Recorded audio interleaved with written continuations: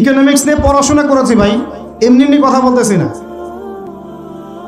অনলাইনে যারা আপনাদেরকে এইসব তালগোল মার্কা কথাবার্তা বুঝায়, যে কাগজের টাকা নিয়ে উল্টাপাল্টা কথা বলছে, ইলেকট্রনিক মানি নিয়ে উল্টাপাল্টা কথা বলতেছে, বিটকয়েন ক্রিপ্টোকারেন্সি নিয়ে কথা বলতেছে উল্টাপাল্টা, ভাই এগুলো আমরা জেনে বুঝে কথা বলতেছি, জেনে বুঝে পড়াশোনা করে এগুলোর উপর আমরা থিসিস করেছি ইউনিভার্সিটিতে, এগুলোর উপরেই। এমনি এমনি কথা বলতেছি না যে পেপার মানি আপনার পকেটে, আমার পকেটে যেটা আছে আপনার পকেটেও সেটাই আছে, এর ভিতরেও সুদ আছে। ইলেকট্রনিক মানি যেগুলো আমরা ইউজ করতেছি এগুলোর ভিতরেও সুদ আছে, অল্প হোক আর বেশি হোক। এর সামনে আসবে বিটকয়েন, ওইটার মধ্যে সুদের ভিতর উপর সুদ, তার উপর আসতেছে একটা সিস্টেম যেটা অলরেডি কয়েকটা কান্ট্রিতে অ্যাপ্লাই হয়ে গেছে, চায়নায়, উত্তর কোরিয়া, দক্ষিণ কোরিয়া ইত্যাদি কান্ট্রিতে। এটা হলো ক্যাশলেস সোসাইটি, মানে কোনো ক্যাশই থাকবে না সোসাইটির মধ্যে, ডিজিট থাকবে, খালি ডিজিট। মানে আপনি বলতে পারবেন না যে আমার 1 লক্ষ টাকা আছে, যদি বলি 1 লক্ষ টাকা আছে, টাকাটা আমার হাতে দেন দেখি, আপনি হাতে দিতে পারবেন না, দেওয়ার মতো কিছু নাই। ওইটা আপনার ডিজিটে থাকবে, নাম্বারে, ফিগারে। 1 লাখ এটা ফিগার। ইতিহাসে এমন কোনো কারেন্সি আসে নাই যেটা ধরাও যায় না, ছোঁয়াও যায় না, পকেটেও রাখা যায় না। এটা আসতেছে সামনে। যারা বুঝে না এগুলা, আমরা আক্রমণাত্মক কথা বলতে চাচ্ছি না, আল্লাহ পাক তাদেরকে হেদায়েত দান করুন। এগুলো হচ্ছে ভবিষ্যৎবাণী, আদতে এইগুলা বর্তমান বিশ্বে চলতেছে, আমাদের সে সম্পর্কে জ্ঞান নাই। আমরা অনেকেই ক্যাশলেস সোসাইটি প্রতিষ্ঠার চেষ্টা করতেছি, এটার মধ্যে যতটুকু কল্যাণ আছে না, তার চেয়ে বেশি অকল্যাণ আছে। যখন আমরা একটা জিনিস চালু হয়ে যায় তখন সবাই কিন্তু প্রতিবাদ করি না, যখন চালু হয়ে যায় তারপরে ওরা যখন ইসলাম বিরোধী এজেন্ডা বাস্তবায়ন করে তখন আমাদের টনক নড়ে। এক্সাম্পল দিই একটা, তাহলে বুঝবেন। আজকে ট্রান্সজেন্ডার নিয়ে যারা পেট্রোনাইজ করতেছে, পিছন থেকে ফান্ডিং করতেছে, এটাকে প্রমোট করতেছে, অনলাইন অফলাইন যেখানে ঢুকবেন খালি এগুলোই দেখা যাচ্ছে, এর পিছনে একটা সুদী এনজিওদের হাত আছে। কাদের হাত আছে? তো এখন সারা দেশে যখন এরা কারবার শুরু করেছিল তখন আমরা কিন্তু সবাই মিলে এইভাবে প্রতিবাদ করি নাই। আজকে যখন তারা একটা জিনিসকে প্রতিষ্ঠা করার চেষ্টা করতেছে ওদের স্বার্থে, ইসলামের বিপক্ষে, এখন আমাদের অনেকে টনক নড়তেছে যে আরে এ কি হচ্ছে, আমাদের মুসলমানদের বাচ্চারা এগুলো কি শিখতেছে। সমস্যা হচ্ছে আমরা সমস্যা আসলে শুরুতে বোঝার মতো ওই নূর, বাসিরা, হিকমা আমাদের এখনো পয়দা হয়নি। এবং শেষে গিয়ে একদম কুলে, কি বলে ওটাকে, মাঝপথে গিয়ে যখন দড়িয়ায় যখন নৌকা ডোবা শুরু করে তখন আমাদের হুঁশ ফিরে, আরে কি হচ্ছে এগুলো। আল্লাহ পাক বিজয় দিবেন এটা বলে দিয়েছেন, কিন্তু বিজয়ের শর্ত দিয়েছেন। আল্লাহ পাক একটা সূরাতে বলছেন যে ওয়ালা তাহিনু বা'দা আউযু বিল্লাহি মিনাশ শাইতানির রাজিম। আমার গলার অবস্থা একটু খারাপ, এই জন্য কথা বলতে একটু কষ্ট হচ্ছে। শুনতে পাচ্ছেন আপনারা কি? ওয়ালা তাহিনু, তোমরা হীনবল হয়েও না। কাদেরকে বলছেন? আমাদেরকে বলছেন, তোমরা হীনবল হয়েও না। হীনবল বুঝেন, মানে দুর্বল হয়েও না। ওয়ালা তাহজানু, দুশ্চিন্তা করো না, টেনশন করো না, উদ্বিগ্ন হয়েও না। ওয়া আনতুমুল আ'লাউনা, তোমরাই বিজয়ী হবে। তোমরাই কি হবে? ইন কুনতুম মুমিনিন, যদি প্রকৃত মুমিন হও তবেই। বুঝতে পারলাম ভাই? আল্লাহ কে বলছেন? আমাদের সৃষ্টিকর্তা, আমাদের পালনকর্তা, আমাদের রিজিক দাতা, আমাদের বিধানদাতা, এই মহাবিশ্বের স্রষ্টা। পুরো মহাবিশ্ব আল্লাহ পাকের আইনে চলে, পৃথিবী বাদ দিয়ে। বলেন পৃথিবী বাদ দিয়ে কেমন করে? দুনিয়াতে মানুষ আল্লাহ পাকের বিধান মানে না, পুরো মহাবিশ্ব মানে। বুঝতে পারতেছি না? এই দুনিয়াতে এই পুরো মহাবিশ্বের কোটি কোটি গ্যালাক্সি, গ্রহ, নক্ষত্র, তারা, এই প্রত্যেকটা জায়গায়, মানে এমনকি একটা গাছের পাতাও আল্লাহ পাকের হুকুম ছাড়া, তাসবিহ ছাড়া চলে না। শুধু মানুষ হতভাগা একটা প্রাণী যে আল্লাহর জমিনে থেকে, আল্লাহর খেয়ে, আল্লাহর পরে, আল্লাহর বাতাস থেকে শ্বাস নিয়ে, আল্লাহর দেওয়া পানি পান করে, আল্লাহ পাকের দেওয়া অর্থ, সম্পদ, রিজিক, স্ত্রী, সন্তান সব ভোগ করে আল্লাহরই জমিনে আল্লাহ বিরোধী আইন চালু করে দিয়েছে। এই মানুষই একটা হতভাগা প্রাণী। আর মন খারাপ করেন না, আমার কথা রাগ করেন না, এগুলো বাস্তব। আর আমার দিকে তেরে এসে কোনো লাভ নাই, কারণ এটা হচ্ছে অকাট্য সত্য কথা যে আমরা আল্লাহ পাকের জমিনে আল্লাহর খেলাফতের দায়িত্ব পালন করছি না। আমরা আল্লাহ পাকের জমিনে আল্লাহর নিয়ামতগুলো ভোগ করে আল্লাহ বিরোধী অপশক্তির স্বার্থ রক্ষা করছে। না হলে বাংলাদেশের মতো জায়গায় কেউ ট্রান্সজেন্ডার চালু করতে পারে? একটা 90% মুসলিমের দেশে কেউ সুদভিত্তিক ব্যাংকিং সিস্টেম চালু করতে পারে? মদের বার চালু করতে পারে? জেনার লাইসেন্স দিতে পারে? পতিতালয় লাইসেন্স প্রাপ্ত হয়? কখনো ওই যে যাত্রা পালা গান, ঢাকঢোল, ডুগি তবলা বাজতেছে, কেউ প্রতিবাদও করতে পারে না। করতে গেলে তাকে বলা হয় সে মৌলবাদী, সে সন্ত্রাসী, সে জঙ্গি, উগ্রবাদী। তো আমরা যদি আল্লাহ পাকের জমিনে আল্লাহর খেয়ে আল্লাহর পরে আল্লাহ পাকের সব নিয়ামত ভোগ করে এই যদি হয় আমাদের অবস্থা, তাহলে আমাকে আপনি বলেন যে আল্লাহ পাকের কি বয়ে গেছে যে আমাদের হাতে আল্লাহ পাক এই দুনিয়াতে বিজয় দিবেন? আর কোনো জাতি নাই? পুরো মহাবিশ্বে সবাই আল্লাহর হুকুম মেনে চলে।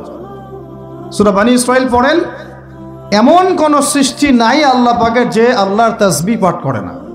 শুধু মানুষই হতভাগা একটা সৃষ্টি।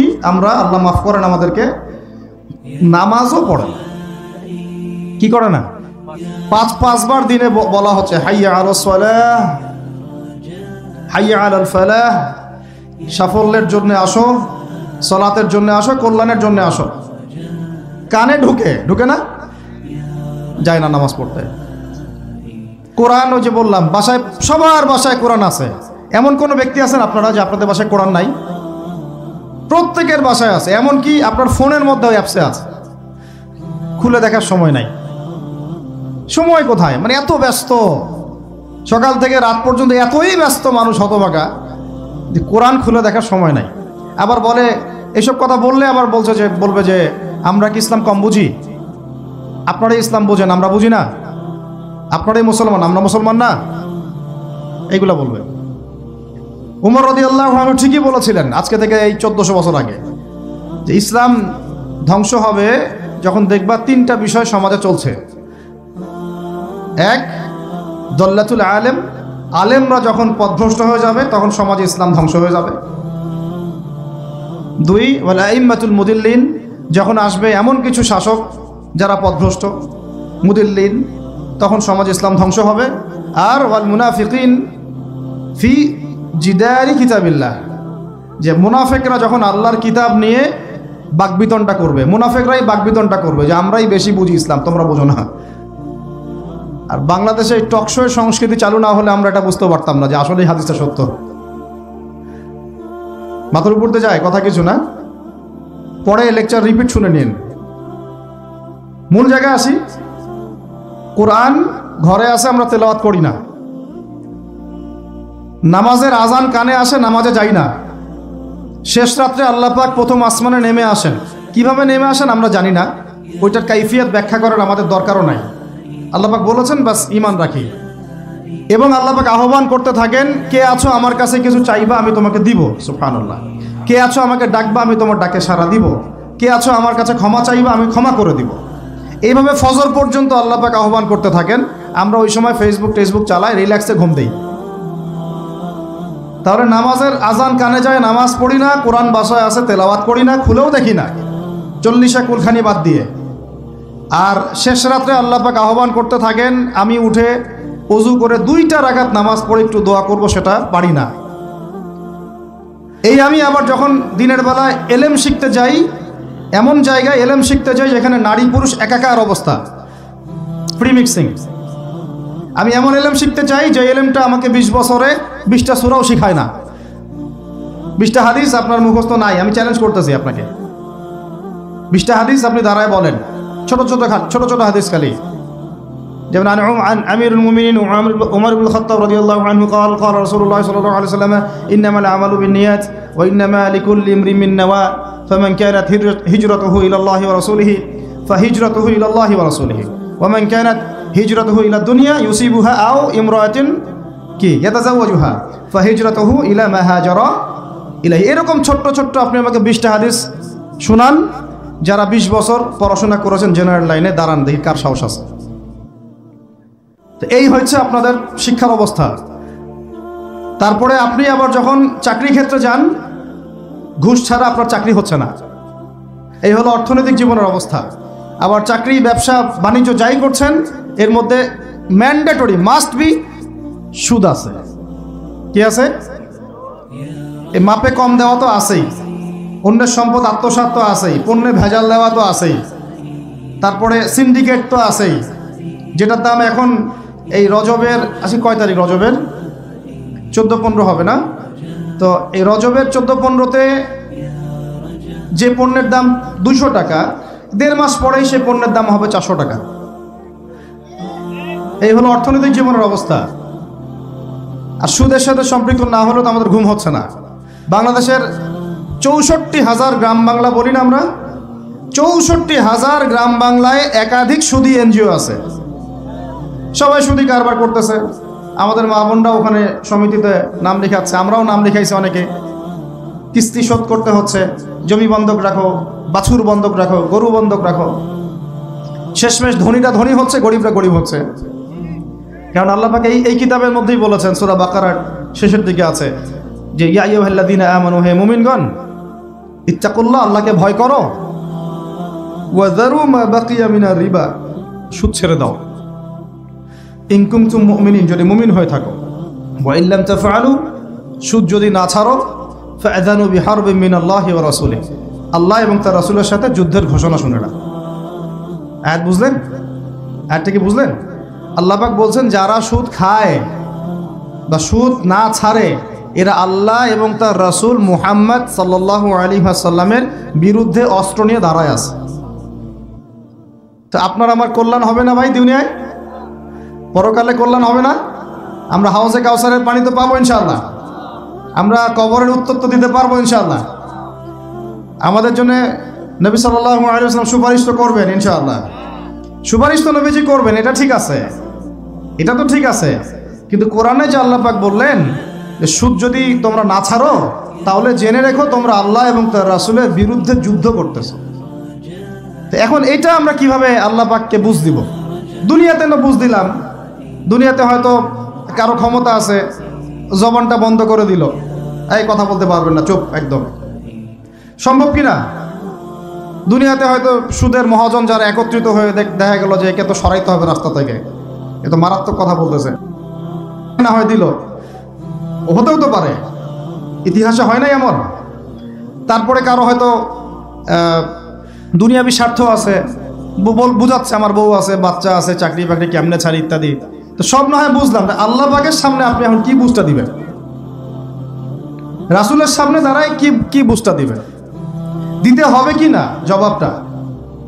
আজ হোক আর কাল হোক দিতে হবে কি না? পরকালে যেতে হবে তো নাকি? তো তাই যদি হয়, এটা যদি আমাদের ফাইনাল ডেস্টিনেশন হয়, চূড়ান্ত গন্তব্য হয়, তাহলে কোন ব্যক্তি বুদ্ধিমান, যে দুনিয়াতে সংশোধিত হয় সে, নাকি পরকালে যে ব্যক্তি অপেক্ষায় বসে থাকে সে? এখন এই সংশোধনের দিকে যদি আমরা দাওয়াত দিই, আমরা কি মৌলবাদী হয়ে যাব? সমাজের শত্রু হয়ে যাব? দেশ ও জাতির শত্রু হয়ে যাব? সুদী কারবার ছাড়া অর্থনৈতিক বিষয় কি চালানো সম্ভব না?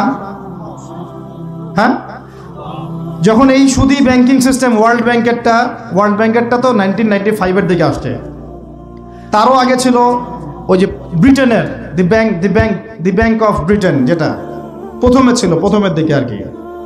ও সারা বিশ্বকে শাসন করতে এক সময়, তার আগে করেছে জার্মানি, তারপরেও আসছে ও, এই পশ্চিমাদের দৌরত্ব ফরাসি বিপ্লবের পরে।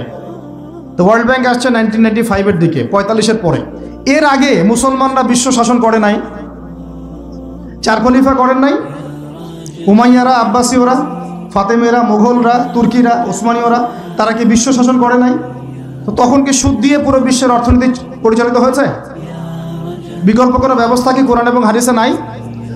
তো যদি সেটা থাকে আর আমরা যদি এটাকে পাশ কাটায় যাই, গিয়ে পশ্চিমাদের এই অর্থনীতি যদি আমরা গ্রহণ করি, সেভাবে জীবনযাপন করতে থাকি, তো আল্লাহর সামনে কি ভাই আমাদেরকে দাঁড়াতে হবে না?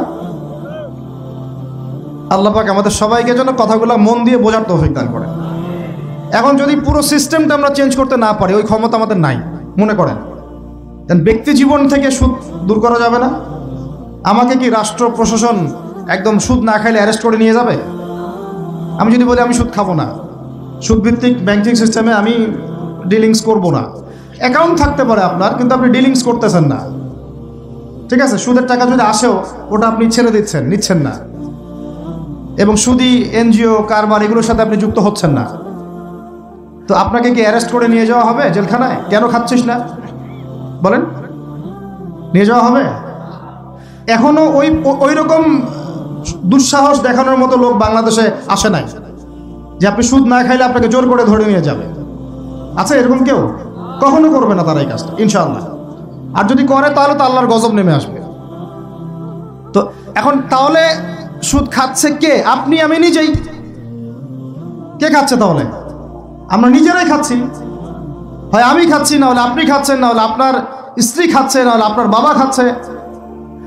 অতএব সুদের মধ্য দিয়ে আমরা আল্লাহ এবং তার রাসূলের সাথে সরাসরি যুদ্ধ করতেছি।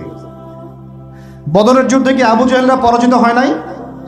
উহুদের যুদ্ধে, খন্দকের যুদ্ধে, মুতা, ইয়ারমুকে, এই শতাব্দীর পর শতাব্দী আল্লাহ এবং তার রাসূলের বিরুদ্ধে যারা দাঁড়াইছে তারা কি কখনো টিকতে পারছে? আজকে পশ্চিমারা সারা বিশ্বকে এভাবে সুদখোর বানিয়ে দিয়েছে, আর প্রত্যেকটা মুসলিম কান্ট্রি এর খপ্পরে পড়ে গেছে, বের হতে পারতেছে না। বের হওয়ার জন্য শুধু একটা জিনিস দরকার, একটা জিনিস, সেটা হচ্ছে আল্লাহ এবং তার রাসূলের প্রতি পরিপূর্ণ বিশ্বাস, ঈমান। এইটা আমাদের অর্জন হয় নাই, এটাই সত্য কথা। অর্জন যদি হতো তাহলে আমরা বিকল্প চিন্তা করতে পারতাম। যদি আফগানিস্তান আগামী 10 বছর এভাবেই অর্থনীতি চালাতে পারে, এখন তাদের যে অবস্থা, আগামী 10 বছর যদি আর নতুন করে যুদ্ধ বিগ্রহ না হয় এবং তারা যদি এভাবেই আরো 10 বছর তাদের ডাবল কারেন্সির অর্থনীতি চালাতে পারে, সুদহীন, জাকাত ভিত্তিক, ইসলামিক,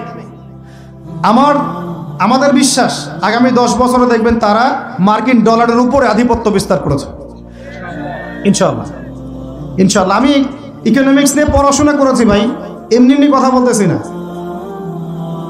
অনলাইনে যারা আপনাদেরকে এইসব তালগোল মার্কা কথাবার্তা বুঝায়, যে কাগজের টাকা নিয়ে উল্টাপাল্টা কথা বলছে, ইলেকট্রনিক মানি নিয়ে উল্টাপাল্টা কথা বলতেছে, বিটকয়েন, ক্রিপ্টোকারেন্সি নিয়ে কথা বলতেছে উল্টাপাল্টা, ভাই এগুলো আমরা জেনে বুঝে কথা বলতেছি, জেনে বুঝে পড়াশোনা করে।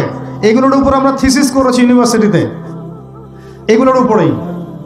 এমনি এমনি কথা বলতেছি না যে পেপার মানি আপনার পকেটে, আমার পকেটে যেটা আছে আপনার পকেটেও সেটাই আছে, এর ভিতরেও সুদ আছে। ইলেকট্রনিক মানি যেগুলো আমরা ইউজ করতেছি এগুলোর ভিতরেও সুদ আছে, অল্প হোক আর বেশি হোক। এর সামনে আসবে বিটকয়েন, ওইটার মধ্যে সুদের ভিতর উপর সুদ, তার উপর আসতেছে একটা সিস্টেম যেটা অলরেডি কয়েকটা কান্ট্রিতে অ্যাপ্লাই হয়ে গেছে, চায়নায়, উত্তর কোরিয়া, দক্ষিণ কোরিয়া ইত্যাদি কান্ট্রিতে। এটা হলো ক্যাশলেস সোসাইটি, মানে কোনো ক্যাশই থাকবে না সোসাইটির মধ্যে, ডিজিট থাকবে, খালি ডিজিট। মানে আপনি বলতে পারবেন না যে আমার 1 লক্ষ টাকা আছে। যদি বলি 1 লক্ষ টাকা আছে, টাকাটা আমার হাতে দেন দেখি, আপনি হাতে দিতে পারবেন না, দেওয়ার মতো কিছু নাই। ওইটা আপনার ডিজিটে থাকবে, নাম্বারে, ফিগারে। 1 লাখ এটা ফিগার। ইতিহাসে এমন কোনো কারেন্সি আসে নাই যেটা ধরাও যায় না, ছোঁয়াও যায় না, পকেটেও রাখা যায় না। এটা আসতেছে সামনে।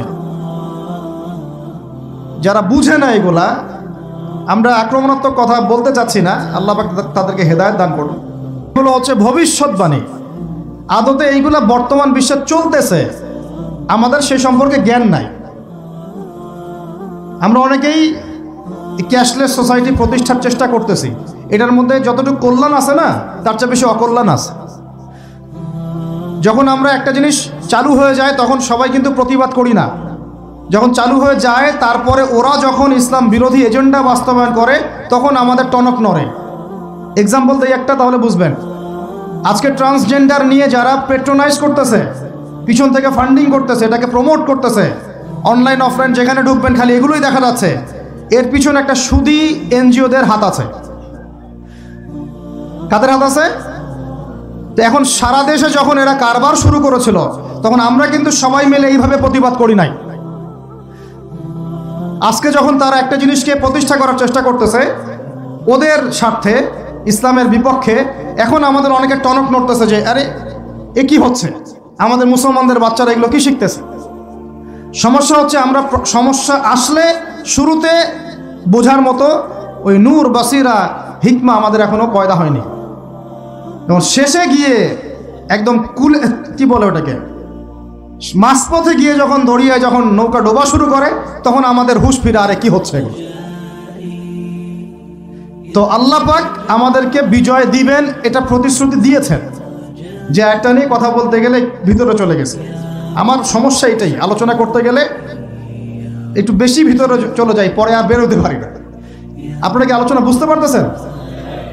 আল্লাহ পাক আমাদেরকে প্রতিশ্রুতি দিয়েছেন যে তোমরা দুশ্চিন্তাগ্রস্ত হয়েও না, তোমরা টেনশন করো না, ভয় পেও না, হীনবল হয়েও না, আনতুমুল আ'লাউনা, তোমরাই বিজয়ী হবে এই দুনিয়াতে এবং আখিরাতে, তোমরাই বিজয়ী হবে ইন কুনতুম মুমিনিন, যদি প্রকৃতপক্ষে মুমিন হয়ে থাকো। আমাকে বলেন, যারা আজান শুনেও নামাজে যায় না এরা কি মুমিন? বলেন। আপনি মনে করছেন আমি জুমার নামাজ তো পড়ি, ঈদের নামাজ তো পড়ি। এমনও হতভাগা মানুষ আছে পৃথিবীতে যাদের নামাজ প্রথমবার তারা নামাজ পড়ে জানাজার নামাজ, আছে না ভাই? আল্লাহ পাক আমাদের সবাইকে 5 ওয়াক্ত নামাজি হওয়ার তৌফিক দান করেন, এবং কাজা নামাজ অনেকের আছে, আল্লাহ পাক সেগুলো আদায় করার তৌফিক দান করেন। আপনারা যখন হজ উমরা সফরে যাবেন বেশি বেশি সেখানে নামাজ পড়বেন, কারণ ওখানে 1 রাকাত নামাজ হারাম শরীফে পড়লে 1 লক্ষ রাকাতের নেকি হয়, আর মদিনা মুনাওয়ারায় পড়লে মানে হারামে পড়লে 1000 নেকি হয়। আর এই দুইটা আমরা খুব ভালো জানি, মিম্বরে আলোচনা হয় খুব, মাশাআল্লাহ, তাই না? তো নসিহত হচ্ছে ওখানে গিয়ে আমরা বেশি বেশি নামাজ পড়বো, নফল নামাজ, ঠিক আছে? কাজা নামাজগুলো হিসেব করে আদায় করার চেষ্টা করবো ইনশাআল্লাহ। তবে হাদিসে আরেকটা জায়গা আছে, ওইটা আমরা ভুলে গেছি। আরও একটা মসজিদ আমাদের আছে ভাই, যেখানে 2 রাকাত নামাজ পড়লে জীবনের সব গুনাহ মাফ হয়ে যায়। ওইটা আমাদের পাঠ্যপুস্তকে নাই, আমাদের চেতনায় নাই, আলোচনায় নাই, মিম্বরে নাই, খুতবায় নাই। সেই মসজিদ কোথায়? ওই মসজিদ কি আমাদের না ইহুদিদের? কি মনে হয় আপনাদের? ওই আল-আকসা কি আমাদের না ওদের? ওইখানে 2 রাকাত নামাজ পড়লে, সফর করে 2 রাকাত নামাজ পড়লে জীবনের সব গুনাহ মাফ হয়ে যাবে। ওইখানে আমরা এখন ঢুকতে পারি না। কারো কোনো ফিকির আছে? ইয়াংদেরকে বলতেছি ভাই, লেকচারগুলো আমাদের বেশিরভাগই ইয়াংদের জন্য। যে এই যে সেলফি, এই শোডাউন, একজন বক্তাকে আপনি দেখতে চান, ইসলামী সেলিব্রিটিজম, এগুলো যে চালু করেছি আমরা, এইগুলো দিয়ে দিন আল্লাহর জমিনে কায়েম হবে না। এগুলো ভালোবাসা মহব্বতের নিদর্শন না। সত্যি সত্যি যদি আমাদেরকে আপনারা মহব্বত করে থাকেন, এমনভাবে নিজেকে গড়েন যাতে বাইতুল মুকাদ্দাস জয় করতে পারেন। ওই দিন বুঝবো যে আপনারা আমাদেরকে মহব্বত করেন, আমাদের কথা শুনেন, মানেন, বুঝেন। এমন একটা জামা আমাদেরকে করতে হবে যার একজন নেতা থাকবে, একটা নেতা, একদম সামি'না ওয়া আতা'না, শুনলাম মানলাম, এমন নেতা। এত ইখতিলাফ, এত বিভক্তি চলবে না। মানে বিভক্তি, ইখতিলাফ থাকতে পারে মাসলা মাসাইলের ব্যাপারে, ফিকহি ব্যাপারে, কিন্তু এই এত দলীয় বিভক্তি থাকা যাবে না। এক টেবিলে আলেমদেরকে বসতেই হবে। আলেমরা যদি এক টেবিলে না বসে ঐক্যের দৃষ্টান্ত স্থাপন না করতে পারে, জনগণ ঐক্যবদ্ধ হতে পারবে না। বাংলাদেশের সবচেয়ে বেশি দরকার এখন ওলামায়ে কেরামের ঐক্য। আমরা যারা ছোটরা আছি, আমাদের মূল কাজ এখন এইটাই, আমরা এটাই ফিকির করি কিভাবে আলেমদেরকে একটা জায়গায় বসানো যায়। আলেমরা যদি ঐক্যবদ্ধ হতে পারেন, জনগণ একদিকে ফোকাস করে চলতে পারবে ইনশাআল্লাহ। এবং তাদের মধ্যে যদি একজন আমির নিযুক্ত করা হয় এবং তার কথা যদি আমরা সূরাভিত্তিক মেনে চলি, ইনশাআল্লাহ বাংলাদেশ কেন, পুরা বিশ্বে দিন কায়েম করা সম্ভব। আমরা এই দিক থেকে আমরা মোটামুটি 20-30 বছর পিছায় আছি এখনো, বুঝতে পারছেন না আমার কথা? এই দিক থেকে দেখেন, আল্লাহ নবী সাল্লাল্লাহু আলাইহি ওয়াসাল্লাম মক্কাতেও সাহাবীদের মধ্যে কখনো বিভক্তি হতে দেন নাই। একজন নেতা, তার আন্ডারে সব সাহাবীরা বায়াত করে আছেন হাতে হাত রেখে, ব্যাস যা বলবেন তাই। ডানে যাইতে বললে ডাইনে, বামে যাইতে বললে বামে। মার খাচ্ছেন, যদি নবীজি বলেন হিজরত করে চলে যাও, হিজরত করে চলে গেল আবিসিনিয়ায়, তাই না? আর যদি নবীজি বলেন সবর করো, সাবরান আলা ইয়াসির ফাইন্নামা ওয়াইদাকুমুল জান্নাহ, সবর করো তোমাদের জন্য জান্নাত, সবর করতেছেন, মার খাচ্ছেন, তাও কোনো কথা বলতেছেন না। এইরকম সামি'না ওয়া আতা'নার জেনারেশন না থাকলে দিন কায়েম হয় না, যেটা আমাদের বিগত 50 বছর আমরা করতে পারি নাই, এটাই সত্য কথা। এটা করার জন্য সবার আগে আমাদের মনের হিংসা দূর করতে হবে। কি দূর করতে হবে? মনের হিংসা দূর করতে হবে, মনের অহংকার দূর করতে হবে, নিজেকে ছোট মনে করা শিখতে হবে। আমি ছোট মানুষ, বড়রা যে দায়িত্ব দিবেন সেটা পালন করব। আলেম ওলামার সহবতে থাকব, তাদের পরামর্শ চলব, আমাকে যেভাবে গাইড করেন সেভাবে চলব, যখন যে দায়িত্ব আসবে সেটা পালন করব। চিন্তা এরকম না থাকলে আপনি চলতে পারবেন না, বিদ্রোহী হয়ে যাবেন তখন। বেয়াদবি, এই যে প্রথম একটা কথা বলছি, বেয়াদবি। আমরা অনেকেই বড় বড় বরেণ্য আলেমদের সাথে বেয়াদবি করছি, তাদের মানিজ্য হানি করছি। অনলাইনে লাইভে চলে আসলাম, একটা কথা বলে দিলাম, একটা পোস্ট দিয়ে দিলাম, ভাবছি আমি ইসলামের বড় উপকার করে ফেললাম। আদতে আমি বিশৃঙ্খল একটা অবস্থা ছিল, আরও বিশৃঙ্খলতা বাড়ালাম। আমি কাছাকাছি তো আনতেই পারলাম না। কিছু মানুষের কাজ দেখলে মনে হচ্ছে যে তাদের একটাই কাজ। কি একটাই কাজ? অনলাইনে একটা একটা করে আলেম, একটা একটা করে বক্তা, একটা একটা করে দায়ীর নাম ধরে ধরে সমালোচনা করা। এটা করে আপনি দিনের কি উপকারটা করতেছেন? এই কাজগুলো করে আপনি দিনের কোন জায়গায় খেদমতটা করতেছেন বলেন? এতে করে মানুষের দিন সম্পর্কে, সেই আলেম সম্পর্কে, সেই বক্তা সম্পর্কে, সেই ওস্তাদ সম্পর্কে, সেই ইসলামী দল সম্পর্কে কি ভালো ধারণা সৃষ্টি হচ্ছে না খারাপ? আমরা যদি প্রশ্ন করি যে আপনি নিজের চেহারাটা একটু আয়নায় দেখেন না, আপনার ভিতরে কি কোনো দোষ নাই? আপনি কি এই উম্মার নেতৃত্ব দেওয়ার যোগ্যতা অর্জন করেছেন? কতগুলো কিতাব পড়েছেন? কি ডিগ্রি অর্জন করেছেন? কতটুকু সার্টিফিকেট অর্জন করেছেন? কতটুকু তাসকিয়া অর্জন করেছেন? কতটুকু আপনি নূর অর্জন করতে পারলেন? কতটুকু বাসিরা আছে আপনার? কয়টা মসজিদ করেছেন? কয়টা মাদ্রাসা করেছেন? কয়টা ইসলামিক সংগঠন করলেন? কয়টা কিতাব লিখলেন? কয়টা লেকচার দিলেন? আপনি নিজে কি করলেন দিনের জন্য? এই চিন্তাটা করা দরকার নাই যে আমি নিজে কি করলাম দিনের জন্য, ও কি করলো, ওর কি খেদমত, ওর কি দোষ, ওর কি ত্রুটি, এইগুলোর চর্চা আমরা ব্যস্ত হয়ে আছি এখন। এই একটা কারণে আমাদের ওলামায়ে কেরামদের মধ্যে ঐক্য হচ্ছে না, দুর্ভাগ্যজনকভাবে। কারণ আমরা একটা শ্রেণী আলেমদের ইজ্জত ধোয়ার পিছনে লেগে গেছি। আর একজন আলেম না এটা ভুল করছে ভাই, আলেম মানুষ তো, কেন বেয়াদবি করতে হবে আপনাকে? কেন আপনাকে একটা সেশন করতে হবে? কেন একটা এটা করতে হবে, সেইটা করতে হবে? চুপ করে থাকেন আপনি। পারলে তার সাথে আপনি পার্সোনালি দেখা করেন, তার কাছে যান, তার কথার পিছনের কারণটা খুঁজে বের করার চেষ্টা করেন। ইসলামের খেদমত এগুলো হচ্ছে না, তো ওইদিকে যেতে যাচ্ছি না। একটা রিকোয়েস্ট করবো আপনাদেরকে যে আমরা সবাই একটা দায়িত্ব কাঁধে নেই, যে এই উম্মতকে বিজয়ী করার জন্য আমারও কিছু দায়িত্ব আছে। আপনার দায়িত্ব নেই ভাই? আপনি আয়নার সামনে আজকে রাত্রে দাঁড়ায় অনেস্টলি সততার সাথে দাঁড়াবেন, দাঁড়ায় আপনার চেহারা আয়নায় দেখবেন, দেখে চিন্তা করবেন যে আসলে আমি আজ পর্যন্ত এই উম্মাকে কি দিয়েছি। বলেন তো কি বললাম ভাই? আয়নার সামনে দাঁড়ায় কি বলবেন?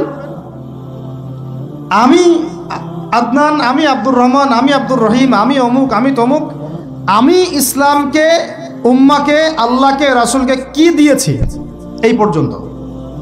যদি আপনার মনের মধ্যে সততা থাকে, জবাব ওই আয়নার তসবির আপনাকে দিয়ে দিবে। একটা উর্দু শের আছে, চেহারে তো আকসর ধোকা দেতি হ্যায়, সচ তো আইনা বলতি হ্যায়। মানে চেহারা তো বেশিরভাগ সময় ধোকা দেয় মানুষকে, সত্য কথা বলে আয়নার প্রতিবিম্ব। তো আল্লাহর ওয়াস্তে নিজের আত্মসমালোচনা করি, আমরা উম্মাকে কি দিলাম এটার ফিকির করি। এখন যদি উত্তর আসে যে আমি অনেক দিয়েছি উম্মাকে, আমি একদম কামেল হয়ে গেছি, তাহলে বুঝবেন আপনার মধ্যে ইবলিসের চরিত্র আসছে। ইবলিসই বলতে পারে যে আমি সবার চেয়ে শ্রেষ্ঠ। ওই যে বলে নাই, আনা খায়রুম মিনহু, আমি আদমের চেয়ে শ্রেষ্ঠ। খলাকতানি মিন নার, আমাকে আগুন দিয়ে সৃষ্টি করেছেন। খলাকতাহু মিন তিন, তাকে মাটি দিয়ে সৃষ্টি করেছেন। এই কেবার যদি চলে আসে বুঝবেন আপনি ধ্বংস হয়ে গেছে। ফেরাউন বলেছিল আনা রব্বুকুমুল আ'লা, আমি তোমাদের মহান রব। নাউযুবিল্লাহ।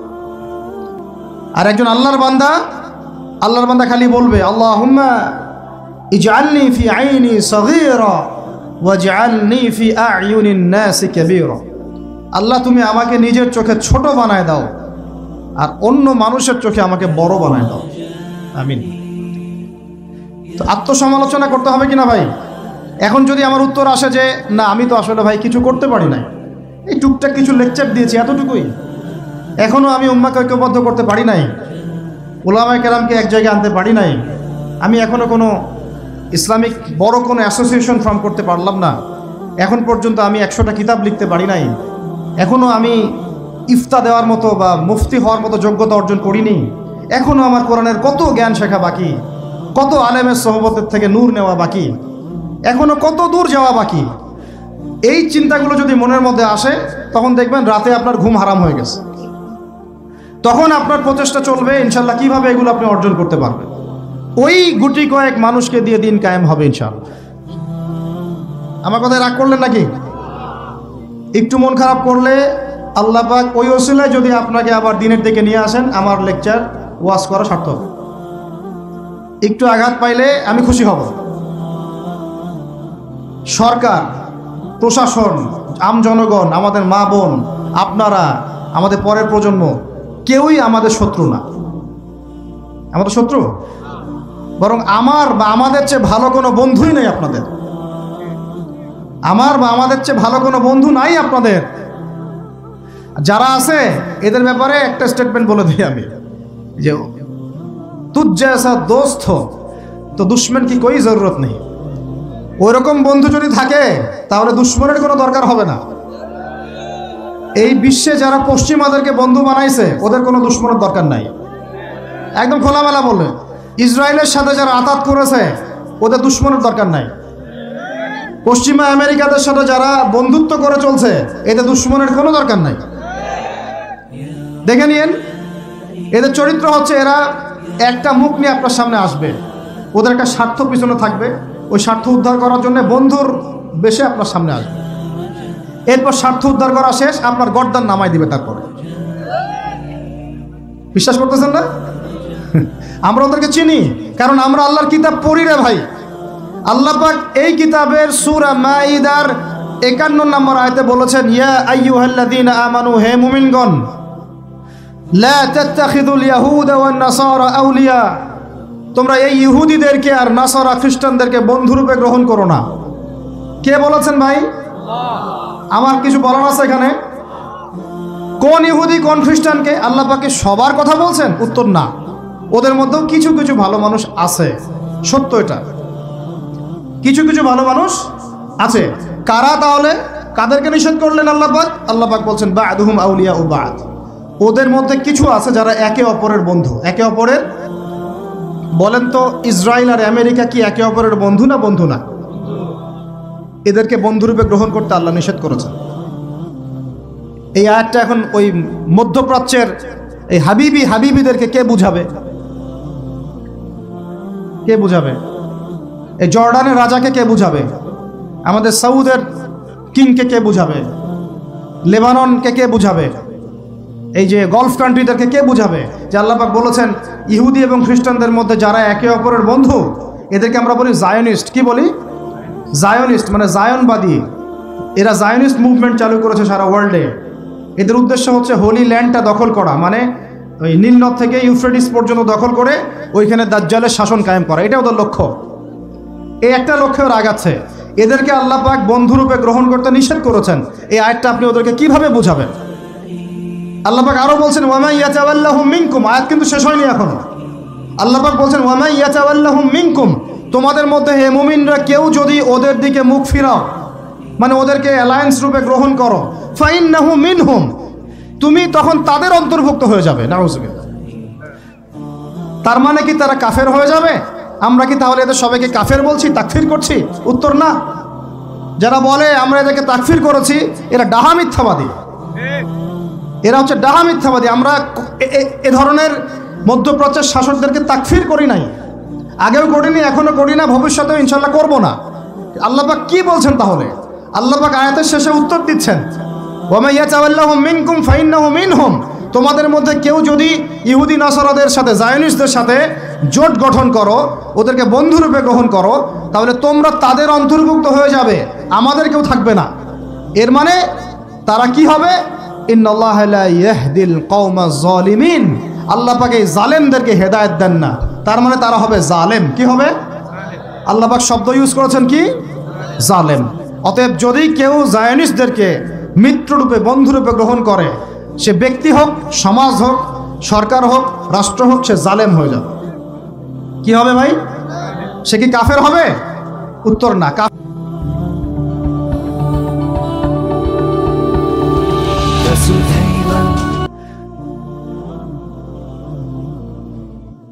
কাফের হবে, কি হয়ে যাবে? জালেম। ইন্নাল্লাহা লা ইয়াহদিল কওমা যালিমিন, আল্লাহ পাক জালেমদেরকে হেদায়েত দেন না। এই জন্যই তো মদের বার ওপেন করতেছেন, এখন কনসার্ট করতেছেন, হ্যালোইন করতেছেন, এইটা করতেছেন, ওইটা করতেছেন। কেন? আল্লাহ পাক নারাজ হয়েছেন। আল্লাহ পাক কি হয়েছেন? নারাজ হয়েছেন আল্লাহ পাক। এখান থেকে ফিরে না আসলে আল্লাহ পাক ধরবেন। তো এখান থেকে আপনি বুঝতে পারছেন যে পুরো বৈশ্বিক প্রেক্ষাপটে আমাদের অবস্থাটা কি। আরো একটা আয়াত আছে, ওটা সূরা বাকারায়, এটা আরো মারাত্মক। এটা আল্লাহ পাক তার নবীকে বলছেন যে ওয়ালান তারদা, ভালো করে শোনেন যুবকরা, আল্লাহ পাক বলছেন ওয়ালান তারদা। আপনারা হয়তো অনেকে গ্রামার জানেন না, যারা মাদ্রাসা ব্যাকগ্রাউন্ডে তারা জানেন, বুঝবেন। এখানে এমন একটা কথা বলা হচ্ছে যে কখনোই কখনোই তারা সন্তুষ্ট হবে না। ওয়ালান তারদা আনকাল ইয়াহুদা, নাকি ইয়াহুদ, কি ওয়ালান তারদা আনকাল ওয়ালান তারদা আনকাল ইয়াহুদ ওয়ালান নাসারা হাত্তা তাত্তাবিআ মিল্লাতাহুম। কি কঠিন কথা, কি স্পষ্ট কথা।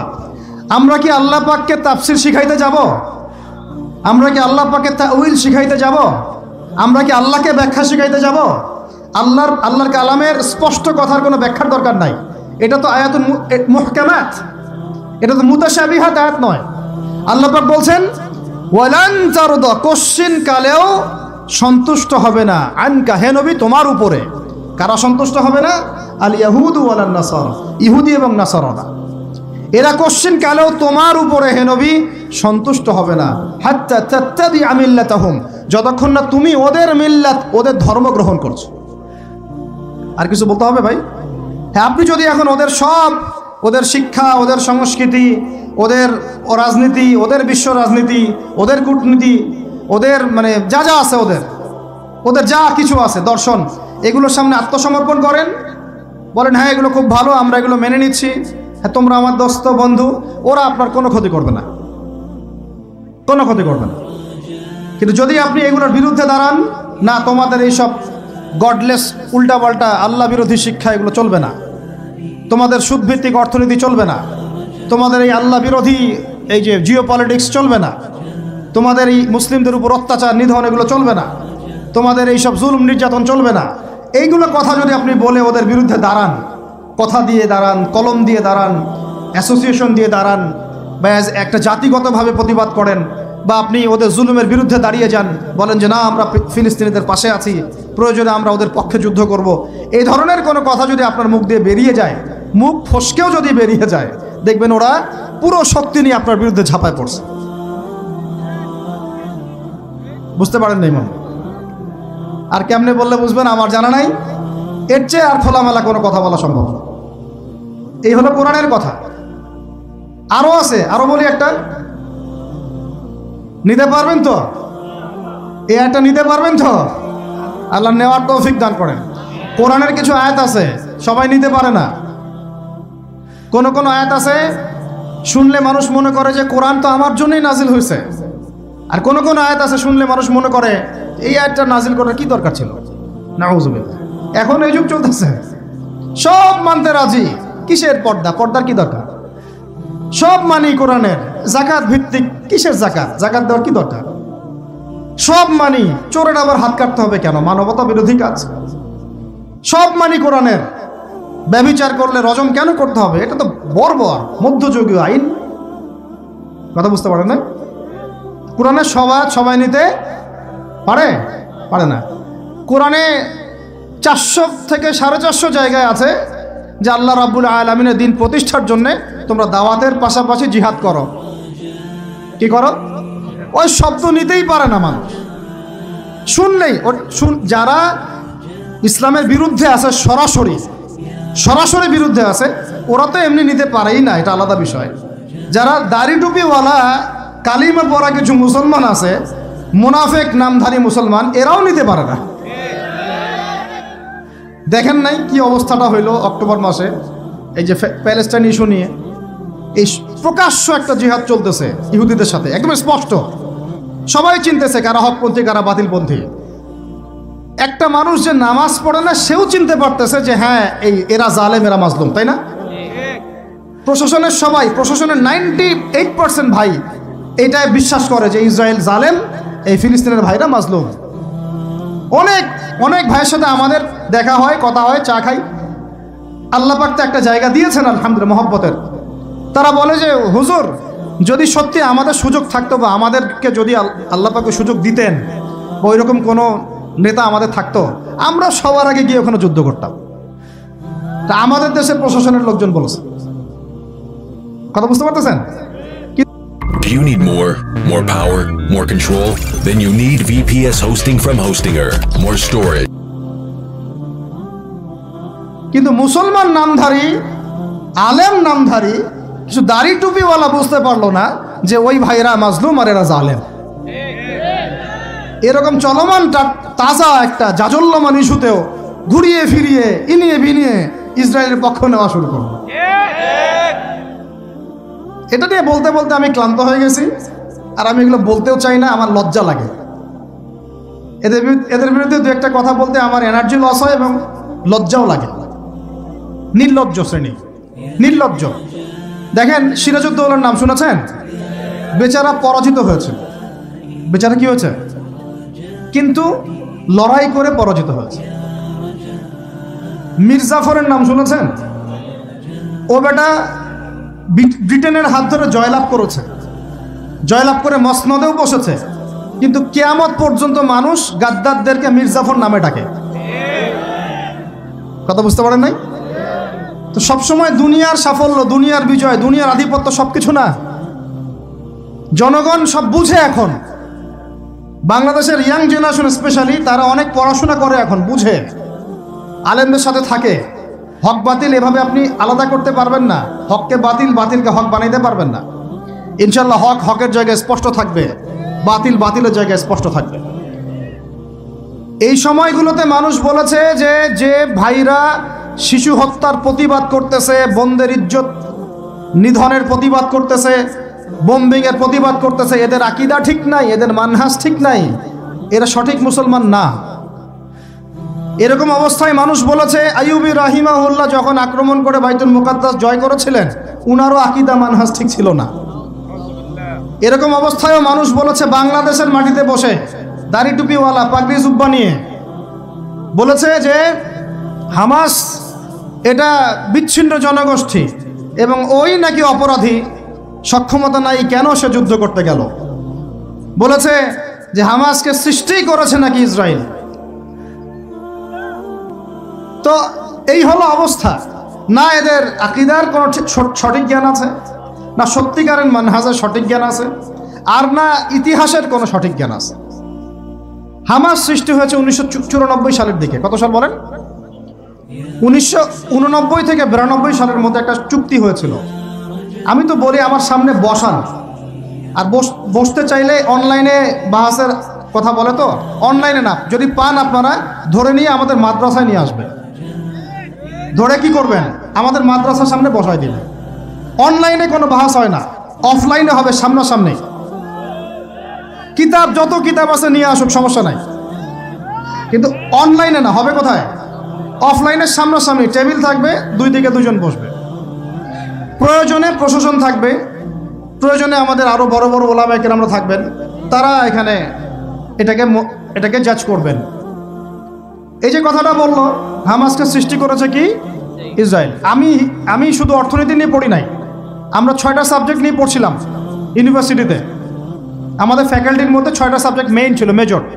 একটা হলো ফিলোসফি, একটা হলো ইংরেজি, একটা অর্থনীতি, একটা এই গ্লোবাল অ্যাফেয়ার্স মানে জিওপলিটিক্স, যেটাকে আমরা জিওপলিটিক্স বলি, আর একটা হচ্ছে হিস্ট্রি, আর একটা হচ্ছে পশ্চিমা দর্শন। যে পশ্চিমা দর্শনের এতগুলো কথা আমরা বলি, এমনি এমনি বলি না, আমরা জানি ওদের দর্শনের মধ্যে কোথায় কুফর আছে, কোথায় শিরক আছে। এখন ইতিহাস আপনাকে ছোট্ট করে বলতেছি। 1989 সালে একটা চুক্তি হয়েছে ফিলিস্তিনের সাথে। এই চুক্তিটার নাম 89 থেকে 92 এর মধ্যে, এই চুক্তিটার নাম হচ্ছে অসলো শান্তি চুক্তি। বলেন কি বললাম? এই চুক্তিটা সাধারণ ফিলিস্তিনি যারা যারা তাদের ভূমি ফেরত চায়, যারা ইসরায়েলের পতন চায়, যারা এই জুলুমের বিরুদ্ধে দাঁড়িয়ে আছে, ওরা মেনে নেয় নাই। তো যারা মেনে নেয় নাই, পরবর্তীতে তারা এই হামাস নামক সংগঠনটা তৈরি করেছে। এটা সশস্ত্র অবস্থান। ওদের দুইটা অংশ আছে, একটা আল কাসাম ব্রিগেড, আর একটা হচ্ছে দাওয়ার জন্য। কিছু মানুষ দাওয়াতের মেহনতে থাকে, কিছু মানুষ সশস্ত্র যুদ্ধ করে। এটা উড়ে এসে জুড়ে বসে নাই। এরা বিগত প্রায় 75 বছর থেকে ধাক্কা সহ্য করতে করতে করতে করতে আজকে বাধ্য হয়ে জায়গা আসছে।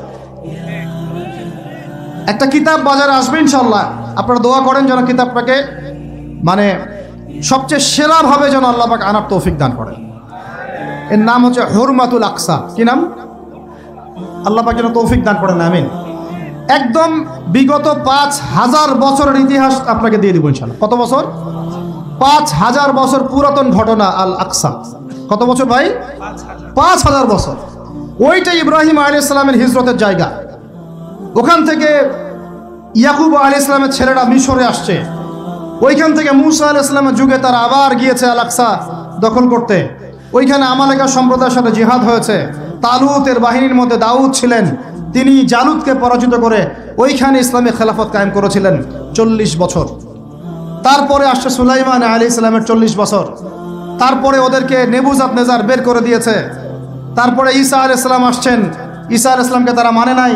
আল্লাহ পাক আবার নির্যাতন মানে শাস্তি দিয়েছেন টাইটাসের হাতে, রোমান সেনাপতি টাইটাসের হাতে।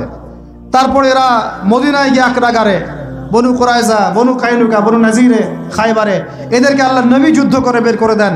পরে এই 1250 বছর ইসলামী খেলাফতে ওরা জীবনেও বাইতুল মুকাদ্দাসে ঢুকতে পারে নাই। এই 1914 সালে এসে ঢুকছে। কত সালে?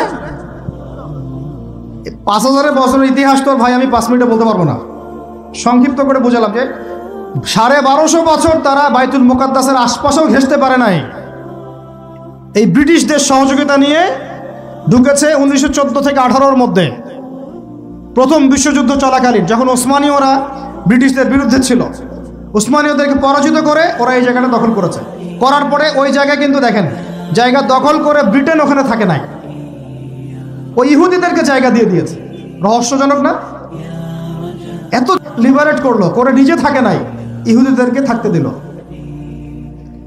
এই যে বলেছি বা'দুহুম আউলিয়াউ বা'দ, এরা একে অপরের বন্ধু। এরা একে অপরের কি বন্ধু? যে বন্ধুত্ব দেখলেন, প্রথম বন্ধুত্ব জায়গা দিয়ে দিল। তারপরে 1914 থেকে 45 সাল পর্যন্ত ব্রিটিশরা এদেরকে পেলে পুষে বড় করলো, অর্থ দিয়ে, সামরিক যান দিয়ে, মিলিটারি সহযোগিতা দিয়ে, ব্যাংকিং সিস্টেম দিয়ে, যা পারছে সব দিয়ে দিয়েছে, যা পারছে সব দিয়েছে। দেওয়ার পরে ওকে বড় করেছে। তারপরে দ্বিতীয় বিশ্বযুদ্ধ হলো, ওই সময় রুলিং স্টেট চেঞ্জ হয়ে গেল, ব্রিটেনের জায়গায় চলে আসলো আমেরিকা। এবার আমেরিকা এসে ব্রিটেন তাদেরকে যে সহযোগিতাটা করত তার চেয়ে 1000 গুণ বেশি সহযোগিতা করা শুরু করল। করতে করতে ওকে সাধারণ সামরিক অবস্থা থেকে নিউক্লিয়ার মিসাইল সম্পন্ন কান্ট্রিতে পরিণত করলো। এখন ওর কাছে নিউক্লিয়ার অস্ত্র আছে, ও সারা বিশ্বে ভেটো দেয়। ইরানের কাছে কয়টা অস্ত্র আছে, তাই না? ইরান পারমাণবিক কর্মকাণ্ড চালাচ্ছে নাকি, ওই দেশ করছে নাকি, সেই দেশ করছে নাকি, ও কিন্তু জীবনে বলে না যে তার কাছে কয়টা পারমাণবিক অস্ত্র আছে। বলে? কখনো বলছে? আর এই কোরআন আল্লাহর কিতাবই আমাদেরকে বলেছেন, আল্লাহর কিতাবে আল্লাহ পাকই আমাদেরকে বলেছেন যে ওয়াইদু লাকুম মাস্তাতা'তুম মিন কুওয়া, তোমরা শক্তি অর্জন করো। কি অর্জন করো? তোমরা মুসলমানদেরকে আল্লাহ বলেছেন তোমরা শক্তি অর্জন করো। শক্তি অর্জন করলে কি হবে? তুরহিবুনা বিহি আদুওয়াল্লাহি ওয়া আদুওয়াকুম, তোমরা আল্লাহর দুশমন এবং তোমাদের দুশমনদেরকে ভয় দেখাতে পারবা। এই যুগে পারমাণবিক অস্ত্র ছাড়া কোনো রাষ্ট্রকে কেউ ভয় করে না। ভয় করে?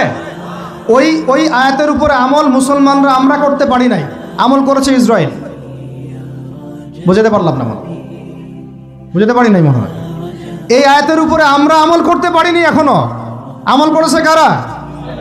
ও শত শত পারমাণবিক অস্ত্র তৈরি করে রেখে দিয়েছে, বাংকার তৈরি করা আছে, বাংকার, যে অচিরেই যদি সারা বিশ্ব জুড়ে একটা তৃতীয় বিশ্বযুদ্ধ লেগে যায় এবং পারমাণবিক অস্ত্র প্রয়োগ করা শুরু হয়, ও যেন বাংকারের নিচে, মাটির নিচে 100 ফিট, 200 ফিট, 300 ফিট, 500 ফিট নিচে গিয়ে লুকাতে পারে। আর আমরা এখন কিসে পড়ে আছি জানেন? আলুর মধ্যে আল্লাহ নাম পাওয়া গেছে, গরুর কলিজায় কালিমা পাওয়া গেছে। আমরা এখানে পড়ে আছি ভাই, মন খারাপ করতেছেন নাকি? এই হলো আমাদের অবস্থা। কি একটা অবস্থা!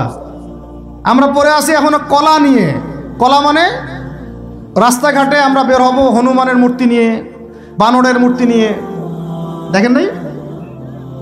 সাপ নিয়ে, ব্যাঙ নিয়ে, পেঁচা নিয়ে।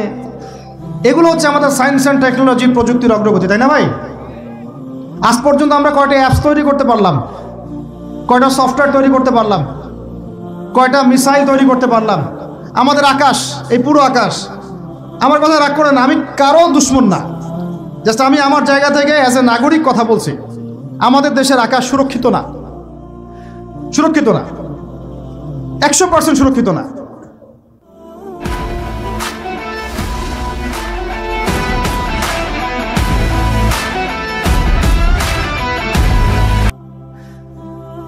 আপনাদের কোনো খবরই নাই। আর ইসরায়েলের আকাশ, আপনি মারবেন কোনো মিসাইল, ওর আয়রন ডোম রেডি করে রাখছে, আকাশেই আপনার মিসাইল ধ্বংস করে রেখে দিবে।